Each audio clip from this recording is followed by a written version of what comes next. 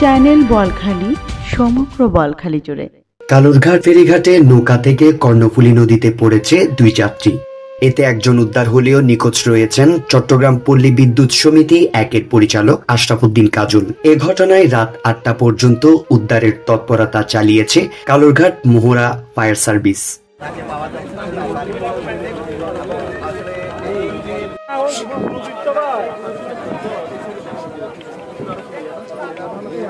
শনিবার বিকেল 5:30টার দিকে কালুরঘাট সেতুর পশ্চিম প্রান্তের ফেরিঘাটে এই দুর্ঘটনা ঘটে। নিখোঁজ আশরাফ উদ্দিন কাজল বোয়ালখালী পৌরসভার পূর্ব গুমদন্ডি 3 নম্বর ওয়ার্ডের মরহুম মেজর হাবিবুর রহমানের ছেলে।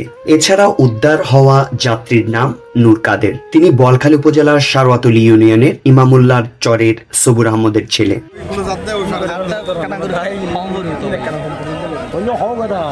চট্টগ্রামের কালুরঘাটের ফেরিঘাটে নৌকা থেকে পড়ে যাত্রী নিখোঁজের ঘটনায় চালানো উদ্ধার অভিযান আজকের মতো সমাপ্ত ঘোষণা বলে জানান ফায়ার সার্ভিসের সিনিয়র স্টেশন অফিসার বাহারুদ্দিন।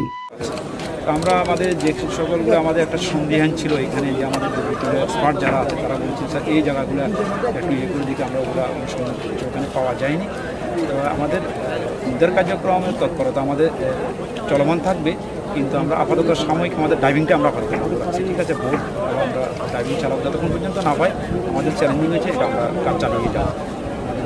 যখন দুর্ঘটনা ঘটে ওই সময় থেকে বাটি, ঠিক আছে, বাটি যে পানিগুলো নিচের দিকে যাচ্ছে, এটা যেখানে যদি উনি ওখানে পড়েও থাকে তাহলে স্রোতের যে খরচ স্রোতে জানেন নদী স্রোতের সাথে নিচের দিকে চলে যেতে পারে। আর হয়তো বা এখানে যে ফেরিগুলো আছে অথবা যদি স্রোতের ঠেলার সাথে যদি ফেরির নিচে এই প্লাটুনগুলোর নিচে চলে যায় তাহলে এখানেও আটকা থাকতে পারে। এই জন্য আমাদের পানিও এখন আস্তে আস্তে কমতেছে, অনুসন্ধান কাজ চলতেছে এবং চলমান আছে, এবং এটা হয়তো এখানেও থাকতে পারে বা বাটির সাথে চলে যেতে। আগামীকাল কখন থেকে শুরু? আমরা আগামীকাল ভোর 6টা থেকে শুরু।